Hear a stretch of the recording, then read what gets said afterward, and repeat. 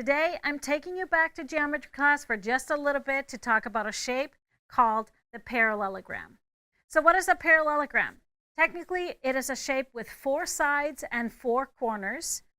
The 2 sides opposites are always going to be parallel, and then the angles opposite are always going to equal 180 degrees.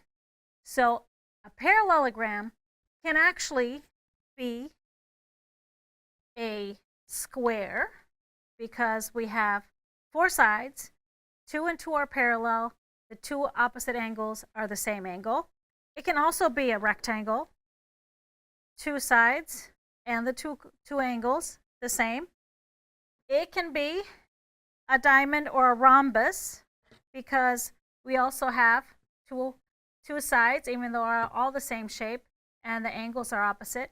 But for the most part, when we talk about parallelograms in quilting, we're talking about a shape that has 2 sides that are the same length, and then the other 2 sides are a different length.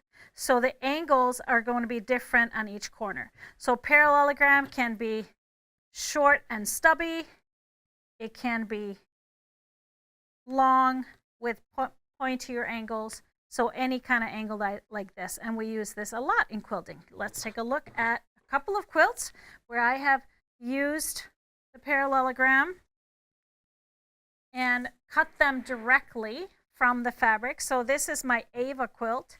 As you can see, there are rectangle blocks, but there is a background strip going through it, which is a parallelogram. You can see the angle here is cut at 60 degrees, so this is a 60-degree parallelogram.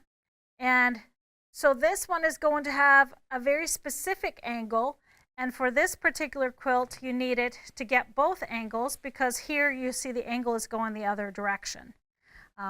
Same thing with the velocity quilt, where I have you cut the parallelograms to go between the diamond blocks.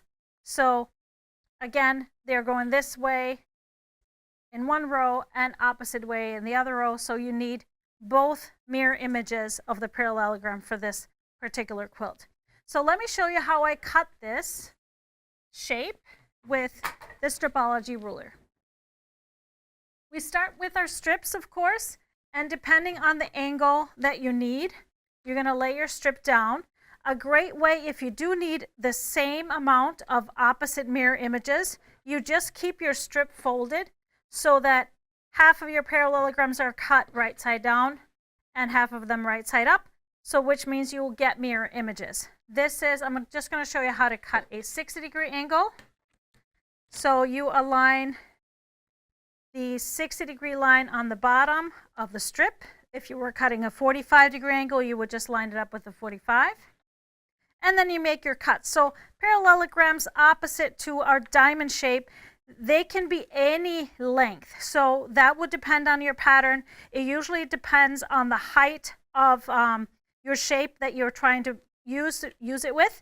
So I'm just going to cut 5-inch high parallelograms. So cutting every 5 inches. And obviously you would have to refer to the particular pattern you're using, and there you have your 5-inch parallelograms by 2.5. So if you wanted to incorporate parallelograms into a quilt and you have to figure out what size you would need to use, when you're measuring these, you do not want to measure this side because these are going to be placed like this or like this in a quilt. So for a 60-degree, for example, they can be paired with 60-degree triangles. So what you want to measure is the height. So from the parallel sides, you want to measure the distance between the parallel sides.